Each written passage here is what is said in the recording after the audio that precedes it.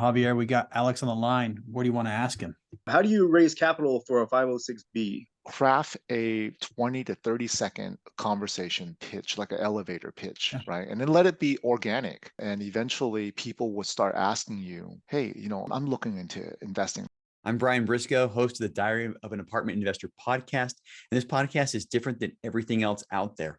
I bring together a new and an experienced investor on each episode, and I let the aspiring investor ask the questions that they need answered. So if you're an aspiring investor yourself, you probably will have the exact same questions. Now, before we get to this episode, make sure you hit the subscribe button below and that little bell to make sure you get notified every time we post a new episode. And now, enjoy the show. Welcome to the Diary of an Apartment Investor podcast. I'm your host, Brian Briscoe with Streamline Capital Group, and very excited for today's show. We've got two amazing guys on the line with us today, experienced and aspiring investor, because it's one of our Ask the Expert episodes. So we have Alex, Tam, and Javier Fuentes. So guys, welcome to the show today. Thank you. Thank you for having me. Yeah, absolutely, guys. All right. So as is tradition, Alex, you're up first. So let's talk a little bit about you. Tell us a little bit about yourself. Yeah, so I have had a medical practice for the last 14 years. And about 5 years ago, I started looking into investments, wondering what's the best investment, what should I do? And we started off with a single family home in Nevada. So we were driving like 3 hours each way trying to figure this one out. I went to a Grant Cardone conference. Yep. And then eventually he says, hey, syndications. I said, I didn't know what syndications were. I initially thought he was the only one who did syndications. So I started investing with him, eventually with some other syndicators. And in October of 2021, we joined, my wife and I joined Jake and Gino, joined a mastermind group. And then so far in the last 18 months, we got into 3 GP deals and then 5 other JV deals as well. So asset management, capital raising, and operations. And here we are. Yeah. Here we are. So, it's something that, a lot of people don't know syndications. I think Grant Cardone is somebody that a lot of people do know. I just got to get on his level, I guess, as far as getting my name out. But what were the things that appealed to you most about multifamily? And I guess the follow-up question after that is, you say you started out as a passive investor. What really pushed you to go from investing passively to taking a more active role? Great questions. Yeah. So the first question being, what was so attractive about multifamily is because when we were doing the single family, the cash flow was very minimal. And we had to do a lot of work ourselves, self-manage. And in multifamily, you work as a team.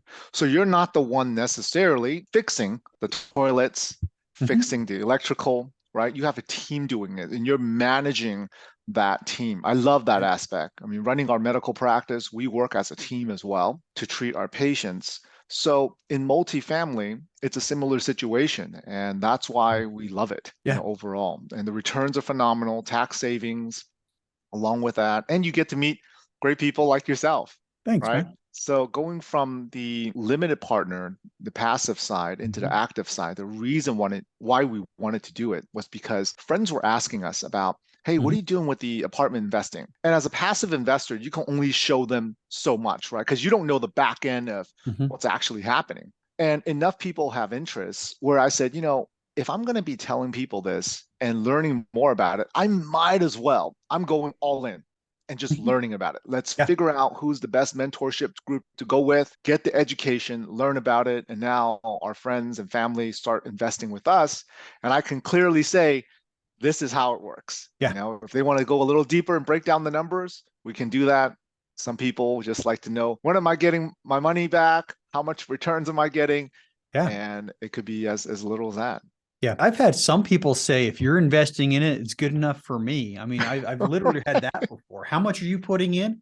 Okay, I'll match, but I've seen a lot of people, go the same route. They get in as an LP first, and, they start seeing the benefits. They start talking about it with other people, and they start realizing that, wow, I can make a business out of this, or I can make more returns on my dollars just by doing what I'm already doing, talking to my friends about it. And, it's good that you did the education route first. You got into some sort of educational program, because There are some legalities with raising the capital for this stuff, but that's important to stay compliant too. So yeah, I love that. I love that LP to GP route, just bringing your friends along with you. So, well, cool. Well, one question I ask everybody, and you're gonna, I'd love to hear what you say about it, but what is your big burning why? Why is this something that you're putting so much effort into?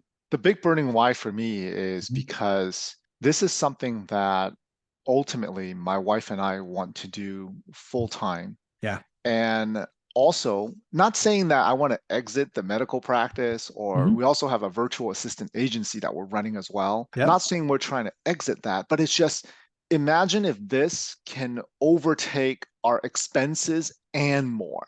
Yeah. And allow that to be passive, right? How would that be for the trajectory of our family? And then also, how can I set my daughter up? I have a 10-year-old daughter. How can this set her up for success in the future as well? That matters way more, 5, 10, 20 years down the line. What could that be? So that's really the reason why I'm doing it.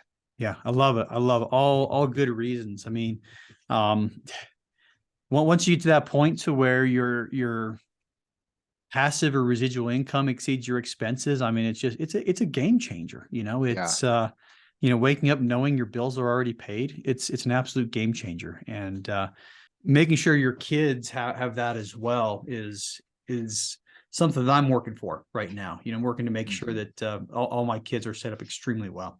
But yeah, so speaking of the virtual assistant, it was something that was on my list to ask you. And oh, by the way, and I'm asking this as a client of his, because he has set me up with a virtual assistant, and probably we'll be doing another one soon. We're just figuring things out right now. But tell us a little bit about your virtual assistant agency, and what exactly you guys do and how people can take advantage of that. Absolutely. So I started off when in 2015, 2016, that's when social media was really blowing up. YouTube, Facebook, Instagram. And our office really didn't have a lot of reach. I would find people to post stuff here and there, but they didn't really know what we do. So I was going online and found a virtual assistant. I said, let me just try this out. And because I was spending a lot of time on weekends doing graphics, newsletters, videos, I was editing it all myself, right? Yeah. The virtual assistant took it over. It saved me those mornings on the weekends, 4 or 5 hours where I didn't have to go into the office anymore. They started doing graphics and social media for me. Eventually, I started doing Facebook ads, and we grew from just 2 to 3 virtual assistants the first couple of years. Now I have 11 virtual assistants that work for me. Yeah. Now, how the virtual assistant agency came about was my partner Valerie and I, who's the one that introduced us, Brian, her and I were talking one day, and she says, there's a lot of people that are looking for virtual assistants. Alex, with your extensive background in virtual assistants, do you think this is something that we should do for people? And I said, wow, I've never even thought about that. I was just really using virtual assistants for me. But over 5, 6 years, I've built out systems and platforms on exactly how to use them and what they can be utilized for. So now we have over, I think, 40 to 50 clients now where, assisting you in executive assistant matters, cold calling, social media, bookkeeping, really is anything. When people ask me, what can a virtual assistant help me with? I said, let's break down what your business is, where your pain points are, and what you need to do on the computer or phone that doesn't really need you to do it. Yeah. And ultimately that's where it came about. Yeah. There's a quote I heard recently that I absolutely love, and I think it pertains very nicely to virtual assistants. Somebody told me it came from Brandon Turner, big beardy Brandon, the former Bigger Pockets guy. But he said, I don't have a housekeeper because I'm rich. I'm rich because I have a housekeeper. Right. And I think that applies well to virtual assistants. And it's like, why does he say he's wealthy? It's because he's gotten other people to do the low dollar, the minimum wage tasks. And in his case, it was housekeeping. But yeah, you have your virtual assistants. Your virtual assistant can't clean your house for you, but they can do a lot of the other things the minimum wage tasks that are keeping you from doing the higher level things. And so, yeah, I mean, yeah, if you can find, 5-10 hours where you offload to a virtual assistant every week, it gives you 5 or 10 hours more to work on your business and pushing things forward. So anyway, I'm Right. all about virtual assistants. I'm gonna probably have a couple more before the year's over, and hiring Right. some other individuals as well. And it's not just business, Brian. Yeah. It's also personal things. Mhm. Like I have my virtual assistants schedule my oil changes. They schedule haircut appointments for me. They can go online, order me food, It's a good idea. groceries, you know. And nowadays, with some of the refrigerators, I see appliances where people can tap into your refrigerator in an Mhm. app to see what kind of food you have. Your virtual assistant can actually look at your refrigerator, figure Mhm. out what foods you need. They can order it, and it shows up at your doorstep. Yeah, Then you'll never run out of food. that's awesome. That's something Yeah. I haven't really thought of. I don't think our fridge is that smart yet, but Right. It's yeah, maybe, wild. yeah. The last fridge we bought, there's a huge appliance shortage, and we basically bought the only fridge that Home Depot had in stock. But that's what happens when your old fridge just stops working one day. It's like can't wait 2 to 3 weeks. But anyway, well, cool. Well, we'll make sure that we put information in the show notes about where people can find your virtual assistant service. That would be awesome. But anyway, let's shift gears and let's go get back to multifamily specific stuff. So let's talk about one of the multifamily projects you've done. Give us some details on one of the projects and how that's worked out for you guys. Yeah, one of the current projects that we're working on is a 17 unit Mm-hmm. joint venture Okay. where we're partner up with 4 other partners. Mm-hmm. And we go in, and initially the 17 unit it's in a great location, Mm-hmm. but not updated.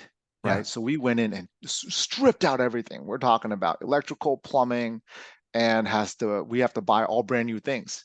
Mm-hmm. So now we're starting to lease, and 10 of the units are already on a wait list. But one of the things that we never accounted for, but I'm good we know now, is that when we put in the AC units, the dishwashers and everything, and because Mm-hmm. it's all vacant, right? We had a Yeah. break-in. We had a break-in and someone took one of the dishwashers. Oh, okay. And it was like, what? Hmm. They broke the glass, and now we're installing cameras and everything. Mm-hmm. But that one dishwasher allow us to think about, hey, more on the security side. Hey, Yeah. on the security, where do we need to add more lights and everything else? So, but it's a learning experience. Every project, right, is a Yeah. learning experience. Oh, That's what's they good about it. all are, absolutely 100%. I mean, you don't know what you're going to learn when you buy a place, but every project's learning, every closing's a learning experience as well, Right. so a lot of goodness there. Now, you mentioned that it was a JV. Do you prefer the JV models? What's your thoughts on JV versus buying yourself up versus syndications?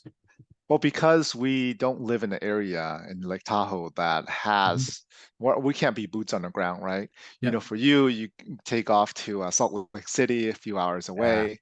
For us, we're not near any markets that we are, like to get into. So we partner with other main operators Yeah. like yourself in other locations, whether it's we've done deals in Lincoln, Nebraska, Waco, Texas, Cincinnati, Indiana.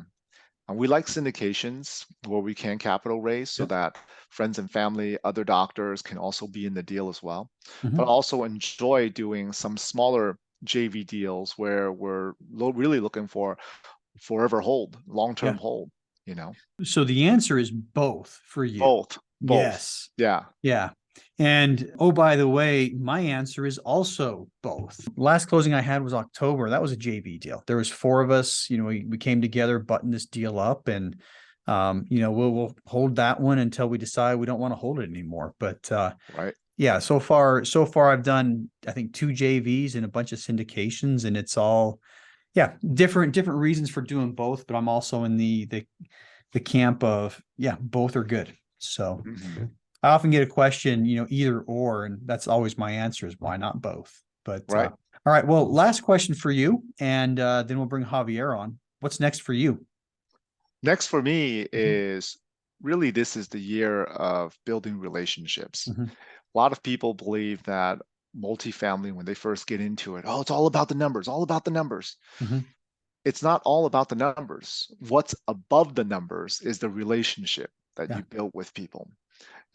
Finding good operators, building relationship with investors, doing both. Mhm. And you need both, Yeah. right? So that's what we're working on this year. Awesome. All right. We're going to switch gears a little bit and bring Javier on. So, Javier, welcome. Thank you. Thank you for having me. And wow, Abs- that was some good stuff there. Yeah, really good stuff. And do me a favor, put your entire t-shirt on the screen here. Fuentes Real Estate. I buy large apartments and triple net investments. All right. Awesome That's t-shirt, awesome. by the way. Yeah. Kind of Thank tells you. everybody exactly what you're up to right there. So I buy large apartments. I love it. So I got to put that on t-shirt myself. I buy large apartments. But so anyway, Javier, tell us a little bit about yourself. So from the beginning, since I Mhm. was a wee lad, Mhm. I was pretty much poor, grew up on Section 8, but I knew Mhm. that there's, something else out there. My Yep. grandfather, he's always worked really hard. My father raised me to work really hard. So all I know in my life is hard work and dedication. So everything that I do, whether it's sports, whether it's work, whether it's out there helping out in the community, I'm always trying to help and always going 110%. Mhm. So I always knew that I was never going to be, poor my entire life. I knew that I wasn't going to be on Section 8 my entire life, but I never Mhm. knew how. Yeah. And then it just came to a point where, I mean, I'm playing Monopoly as a kid growing up. All of a sudden, my dad ends up getting a triplex. From there, he ends up selling it. At that time, I thought it was a good thing because he went out and bought like 2 sports cars. So I was like, wow, this is what real estate can, get for you.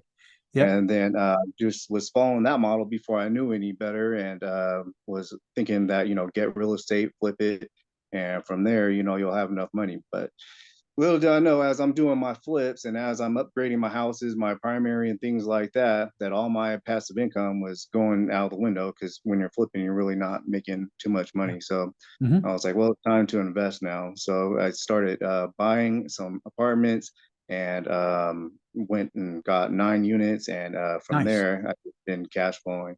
But I'm a respiratory therapist. I work at 2 hospitals. I've been working 2 to 3 jobs Mhm. for the last 10 years. That's another reason why I'm kind of going to the large multifamily, because I'm trying to wean myself more off Mhm. of working so many hours and spending so much time away from my family. Yeah.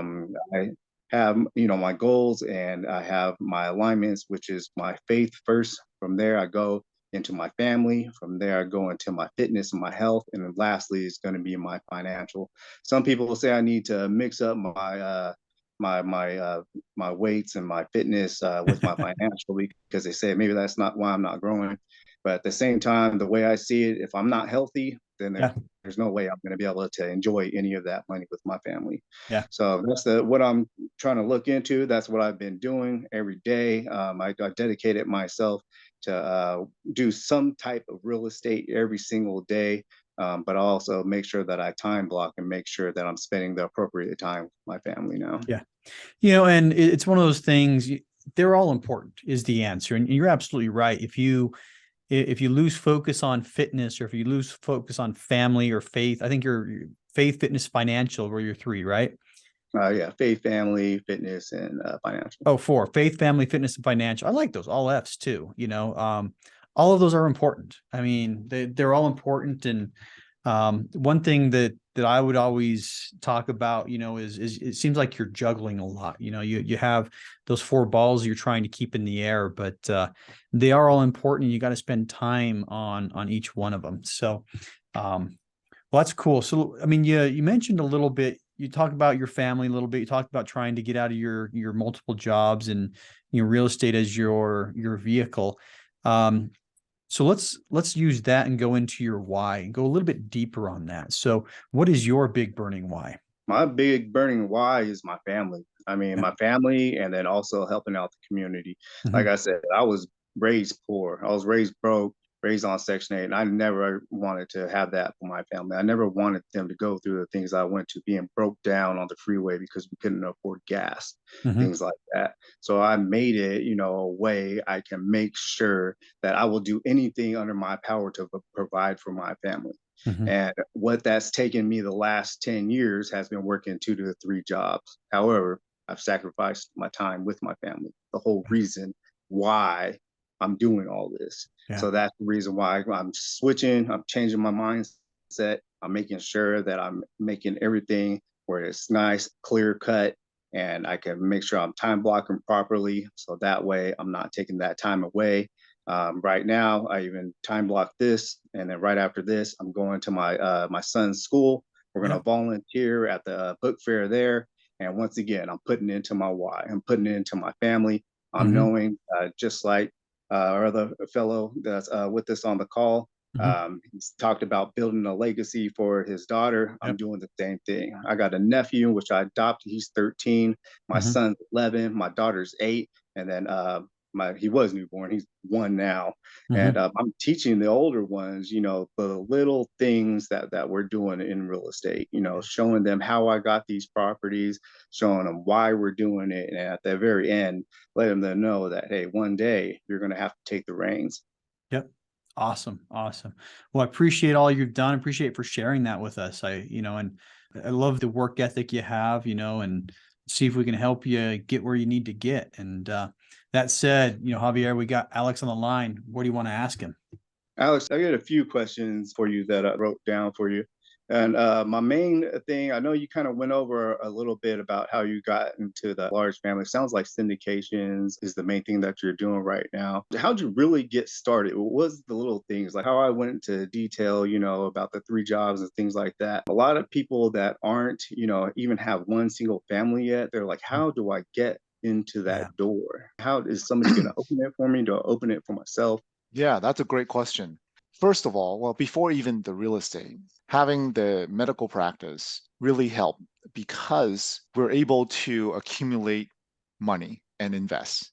Mhm. But the other thing is, what a lot of people don't realize is running a multifamily unit, it is very parallel to running a business, Mhm. Yes. right? So you are just running a business. There's people that you have to deal with, tenants, there's income, right? There's things Mhm. that you have to fix. And when I joined Jake and Gino, it really opened me up to the general partnership side and learn about that. I didn't know, Javier, when I first joined, I didn't know there were different roles. Mhm. I Mhm. had no idea going in. I said, oh, yeah, my wife and I, we're just going to take down deals, right? Mhm. We're going to go find an apartment, just buy it ourselves. And then we had a coaching call. And the coach says, what role are you going to play? And I said, what do you mean? We're here to buy apartment complexes. Yeah. And he says, well, do you live somewhere where you can find deals? Nope. Are you good with brokers and finance, mortgage guys? And I said, no, don't know that either. What about asset management? I don't even know what the heck asset management is. I've heard of property manager. Yeah. Well, then he's like, well, asset managers are the ones that manage the property managers. Oh, I didn't know that. Can you capital raise? I said, I've never done it before. And he says, okay.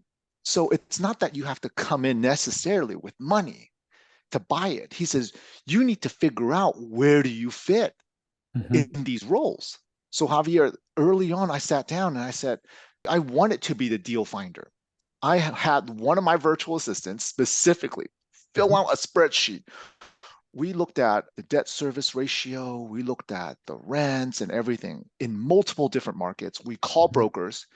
And you know what I realized? When brokers started calling me back and says, oh yeah, we got a deal. When can you come take a look at it? I said, I can't do this. I can't just fly to Atlanta, fly to Mhm. Texas, go to Utah. Like I can't beat out Brian, who knows Utah really, really well, and he can get there just like that. So I said, okay, what role am I going to be good at? The first deal we ever got into, they needed help with asset management. And it was 3 months into the education. And they know we were green. I said, how about this? If we work with you and invest with you as a limited partner. I said, can we just sit in, the asset management calls? We can help. They said, what can you do? I said, I don't know. I don't know yet. And as we jumped in, we realized, oh my gosh, they needed Google, Facebook ad stuff. They asked, who can take over this? I told my wife, I said, raise your hand. We Mhm. know that. We know that part. We know that social media side so well because we do it for our business. Mhm. So we added value doing that. And then the next deal, we were able to, capital raise and then help with asset management. So figure out what your added value is. Mhm. And then you talk to the other syndicators and operators like Yeah. Brian and say, what do you need help with? How can I complement you? That's your way in. It's very much a team sport. And I mean, since you got the Raiders, plastered over all over your back wall there, you use a football analogy. I mean, if you want to play football, you get really good at a position. I mean, you don't walk onto a football team and just say, I'll play anywhere you want me to. You have to kind of work on it, figure out, okay, I'm a really big guy. Maybe I'll be offensive line, or I'm really fast, I'm really nimble, and I can catch. Maybe I'll be a receiver type thing. So it's a very similar approach to multifamily. And I think Alex said it so beautifully and so eloquently with his story. It's just, where can you fit in? Where can you take your skills and plug them in? And once you realize where you plug in, you start working on it. Start working on that position and getting yourself better and better at it. It's very generic advice, but I think that's really the best way to put it is, figure out where you can plug and play into the team and make yourself really, really good at that thing. And looking at the different roles, because I didn't even know there were roles, Javier, Mhm. when I got in. So knowing what the roles do Mhm. and then figuring out which role you can play, Yeah. that's where it's really at. First, first find a role first, Yeah. Yeah, figure that one out first. Yeah, no, totally. Yeah, I was in the same boat because I mean, Mhm. I pretty much thought almost exactly like you thought. I was just gonna, come in and join a group, and then all of a sudden just start rolling deals and be able to underwrite because I'm a pretty good underwriter and I got Mhm. deal flow. Yeah. But then finding out that there are these other parts of the group or of the team, and then I was like, whoa, there's way too many, and I'm trying to wear way too many hats right now. Yeah. Yes. How did you build your team? How we built it is we Mhm. joined the mastermind, but also we went to a lot of conferences and seminars, and I do a lot of Zoom calls. Yeah. I average about 5 to 8 Zoom calls a week, and this consistently meeting some of the same people that we haven't seen each other for 3 to 6 months, Mhm. or meeting new people like yourself, hopping on a call with you, and then building the relationship. And you have to build a relationship where you can sit down, have a meal, talk about your family, figure out your values, your goals, dreams, and aspirations, and to see, does the one-on-one fit? They could be a good person, but are they a good person for you? Can you guys see yourself being in a business deal together for 5, 7, 10 years and hang out? Yeah. And that's how I would evaluate. One of the investors told me a few months ago, he says, I always go to conferences and I have lunch and dinner with new people. Mhm. And he tells me, he says, let the others get a couple drinks in them. You take sips, they get a couple drinks. And now they open up. Their real, true personality comes out, Yeah. and you can really see how they treat the waitresses, how they talk about their family and Mhm. friends, how they talk about other real estate investors. Because if they're going to poop on them, they're going to poop on you too. So these are really key things. And then find who you can connect with. I joined a lot of webinars where, Brian has one on Yeah. Fridays where you go in and you see a lot of people. And it's like, whoa, 40, 50 people, or more. And you can't connect with everybody. Mhm. But then afterwards, you write down their name and then you Yeah. send them a link, get a Calendly link and send it to them. And then people can pick from those times. And now you have one-on-one conversations. Yeah. Nice, nice. I like that. So, is that how you vet your partners, or is there another process that you do? Well, the vetting the partner comes down to how is their experience? You see, have they done deals before? Brian, earlier, we were talking about the successes of people and what they have done. Mhm. And then I always, after vetting them myself, I start asking the community, hey, you worked with this guy before? What do you They've been think? doing it for a couple of years. What do you think? And I'll call the coach. And the coaches, there are people who are going to mentor you. They're going to tell you the truth. right? Because all of us, we're in it for the long game. We're not going to tell you something that's bad advice, right? If I don't know, I don't know. But I might say, Javier, John knows him really well. I'm going to connect you with John. And I'll message you. Hey, John, this is Javier over here. He's getting into a deal with so-and-so. He's wondering what your experience is with them. Boom. John's going to get on. Oh, yeah, Javier, this person's great. I've done 2 deals with them, exited, everything. So now at least they have a track record, then you look at their social media, are they family oriented, faith, right? Or are they like, oh, every picture is like a drink, bottoms up, every picture. And you're like, I don't know. Yeah. Javier, interesting you asked that question, because on Alex's podcast that we recorded this morning, that's exactly what he asked me, is how do you find your partners? And yeah, it's the one thing that I'll add to what he said, and I 100% agree with it. But one thing that I'll add, 2 things. Number one is there has to be an alignment there, so you have to be going the same direction. And I recently left a partnership that I had started out with, several years ago. And I think the reason that partnership didn't work is we weren't going the same direction. We were going similar directions, but as time passed, we're walking similar directions, and that distance between us just got larger and larger. So, make sure that there's alignment. And Alex mentioned that, you're going to have to be working with these guys for 5, 7, 8, or 10 years. We formed an exclusive relationship where we would only do deals with each other. But yeah, make sure you're in alignment with that partner. Make sure that you can work with them for several years. And the second thing is, when you're looking at their history, something I said on Alex's podcast is look for indicators of success. You're new to the business, and you're most likely going to find other partners that are in the same or similar shoes as you, relatively new to the business. Look for other indicators of success. Have they been successful at other things, in their life? And if they've been successful at a lot of other things, they're likely going to be successful at real estate. If they haven't been successful at other things, you might want to think twice about investing with them. Totally makes sense. Okay. How do you raise capital for a 506B? That's more of the friends and family. 506B, you have to have a prior relationship with them. And for me, as I have been investing in real estate, I've always been talking to friends and family about it. We haven't gotten to the point where we're doing a webinar on how it works, but that's in the works right now. And it's just about every time you connect with someone, when they ask you what you do, you can say, yeah, I'm a real estate investor, and we've done deals here and there. Craft a 20 to 30 second conversation pitch, like an elevator pitch, right? And then let it be organic. And eventually people will start asking you, hey, I'm looking into investing. Like yesterday, I was at a continuing education seminar in Pleasanton, and we have other doctors there. And one of the ones went to school with me. He saw what I was doing on social media. I'll post about it. And he said, hey, Alex, next time you have a deal, I just want to invest with you. He has no clue where the deal is, what the deal is. He just says, I like to invest with you. I mean, Brian, what is your take on that? With a 506B, I do a lot of social media stuff, but I'm also attending local groups. Earlier today, I joined a couple local groups. One's a business networking, one's the Rotary Club, partially because it's what I'm interested in, but I talk to people is the answer. And I tell them what I'm doing, and make sure that people know what I'm doing. And most people, when they're doing 506Bs, the first thing they're going to do is they're going to reach out to their immediate friend and family circle. And depending on your friend and family circle, that might last 1 or 2 deals. Okay.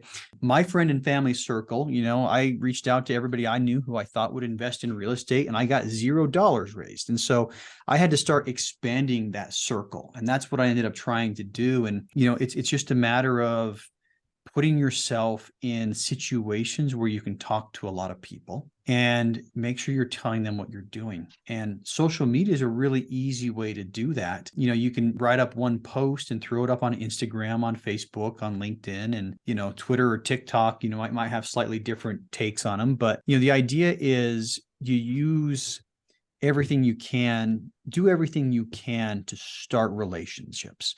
Tell people generally about real estate, generally about multifamily, all the benefits and everything that you can.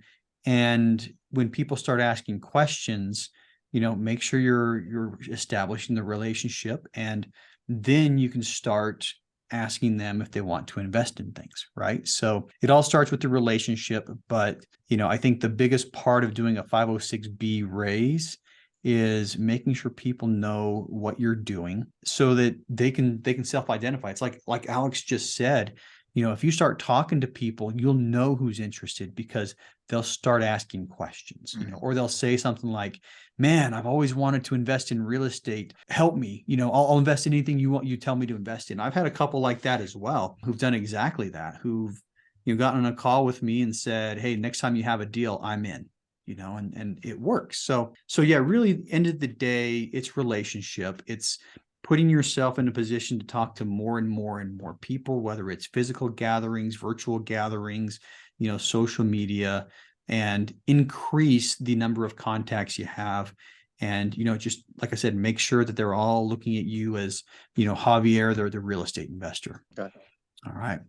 Yeah, that totally makes sense. And that's what I've been doing. I actually just started posting things because before I was just one, when I do an accomplishment, I kind of just keep it to myself. Or if you're in my inner circle, I'm not one to go out and be flashy, things like that.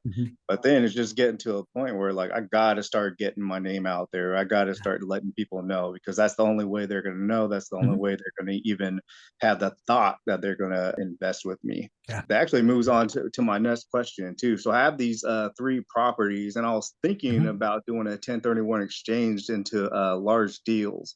How would you structure this, and what do you think about this idea? Wow, that's a Brian question. I have not done a 1031 exchange. It's a good question. I mean, really, with a 1031 exchange, there's one way. You either take title of the property or you partner with somebody else and you do what's called a tenants in common. Most people say that's a tick, but for a lot of people, depending on your tax situation, if you're doing a 1031 exchange, there's not a lot of flexibility. So like I said, depending on your tax situation, it may be a wash or just as easy for you to sell the property, take the gains, and invest passively or invest in your own deals, just because how the tax laws work. And I was looking at something similar, to be honest with you. I mean, 3-4 years ago, I had a handful of single family homes, and I had them as rentals for a long time. And when we started looking at 1031 versus just outright sale, with the restrictions that you have to go through to do a 1031 versus selling and then just paying a capital gains tax, for us, the flexibility was more important. Being able to take that money and use it for an earnest money deposit, or use it for something else besides just moving it from equity in one deal to equity in another deal,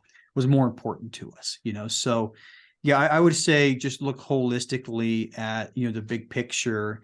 Ask yourself, is it better for me to do a 1031 or is it better for me to liquidate? If you're looking for your own properties, for example, right before this call, we were talking about a purchase, $8.6 million purchase that we're looking at. And the seller wants $100,000 earnest money deposit. It's very traditional for an earnest money deposit. So if you're looking to buy larger apartments, like your t-shirt says, so I know you are, sometimes it's better to have cash in the bank, is the answer for that one. So yeah, look at the overall picture, look at, what the tax bill is going to look like if you sell outright. And maybe if you have several properties, maybe you do a little bit of each, where you sell one and liquidate and you have money to, put your earnest money down, and you do a 1031 exchange with another one. So as far as how to structure that, the sky's the limit. But when I say the sky's the limit, you are also limited to, using the same entity, and there are some limits to it. So does that answer your question? I mean, pretty good. I mean, Yeah. I was looking because I've done research on it, so I know you got what takes about 45 days to identify the property, and then I think you got 90 to 100 days to actually pull the trigger. 180 is the answer. 45 to identify, and if you can't identify a property in 45 days, I mean, you're going to take the hit on taxes anyway. So that's why I said the restrictions. I know a lot of people, when they sell a property and they're working on a 1031 exchange, when they start getting close to that 45-day mark, they start getting desperate and they start just, throwing offers out and see what sticks, and I think it takes a little bit of discipline when you're doing that. But just because of the restrictions, because of the timelines, it might be better for you to either fully cash out or wait till you have something under contract to start the selling process. Okay. Totally. Yeah, totally makes sense. But yeah, overall, the answer is it depends. That's it. Yeah. So anyway, we are about out of time now. So one last question for each of you guys to finish up. Alex, you get to go first. And that's, how can listeners learn more about you? They can learn more about me through a couple websites. We have dralextam.com, zephyrequitygroup.com if they're interested in real estate, or if they were interested more in the Streamline, which is the Streamline team, that is the virtual assistants. They could also reach out to me. My phone number is 775-717-0090. But you can also chat with me on LinkedIn, Instagram, Facebook. I'm super active in all platforms. Yeah, I love the name, the Streamline team. I mean, Right? I got a Streamline Capital Group, so I've got the Streamline team notebook here that he sent me when we booked anyway. It's just like, all right, I'll take I a know, it's just Streamline meant to Capital. be. Yeah, just meant to be. But yeah, so we'll put that information in the show notes. Javier, same question for you. How can listeners learn more about you? Nice. I'm working on a website right now, so I don't have an actual website. But if you have any questions or if you want to connect, you can reach me at javierhfuentes@yahoo.com. All right, sounds good. And we'll have that in the show notes for everybody. So, all right. Well, hey, thanks a lot, guys. Very much appreciate your time. And this was a lot of fun. Appreciate it. Yeah. Thank you, guys. I really appreciate this. Hey, if you like that episode, make sure you hit that subscribe button. But more importantly, if you haven't joined our multifamily educational community, the Tribe of Titans, yet, you are missing out. So get yourself 30 days free by clicking the link below in the description, or go to thetribeoftitans.info, and we'll see you there.